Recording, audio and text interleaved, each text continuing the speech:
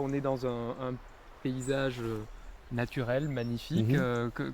Comment ça se caractérise pour vous l'émerveillement? Alors, sur le lieu de passer en courant, vous restez un tout petit peu, vous laissez imprégner par à la fois la beauté du lieu, la lumière, l'eau qui passe. Vous sentez la fraîcheur de l'air. Vous restez dans la fraîcheur du moment présent. Et puis, il y a un espace qui s'ouvre. En même temps, vous voyez le ciel maintenant, l'immensité. Donc, quelque chose qui est plus grand que vous. Donc, le sentiment du moi se rapetisse. Vous sentez le sentiment d'appartenance à toute la nature, partager cette planète avec 8 millions d'espèces qui sont nos concitoyens, notre humanité commune, notre sentience commune avec les animaux. Donc tout ça, l'émerveillement mène au respect. Quand je vois quelque chose qui m'émerveille, j'ai pas envie de l'abîmer, de le saccager. Donc le respect mène au désir de prendre soin à l'action, d'où l'émerveillement est l'un des facteurs qui peut nous inciter à protéger notre environnement si fragile.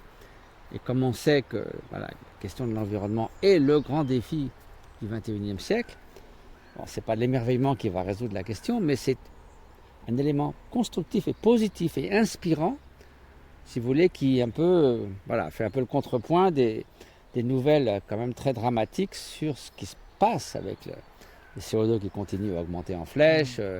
Les mesures des politiques sont largement insuffisantes. Donc c'est vrai, quand Greta Thunberg dit au chef d'État, vous trahissez les générations à venir, c'est le cas. Donc l'émerveillement, encore une fois, un des facteurs qui peut nous inciter à vouloir protéger ce qui nous émerveille.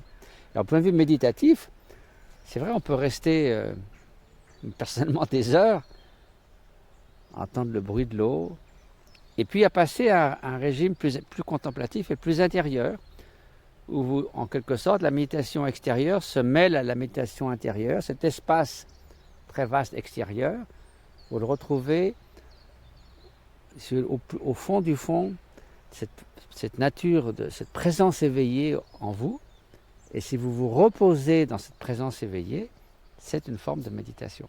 Alors donc pour le Périgourdin qui vit dans ces paysages magnifiques du Périgord noir, qu'est-ce qu'il peut faire? Il peut se mettre au bord de la rivière, comme ça, regarder l'eau, être pleinement conscient, c'est ça? Alors il peut marcher aussi, mais de façon en étant pleinement conscient des senteurs, de la brise, de la lumière, de simplement d'être là, vivant aujourd'hui, de pouvoir respirer, ou s'arrêter et s'imprégner de tout ce qui est là, et relier ça à quelque chose d'intérieur.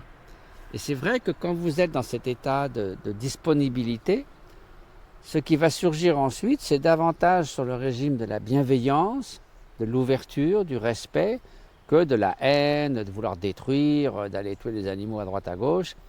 Bon, l'émerveillement contemplatif, ça mène au respect.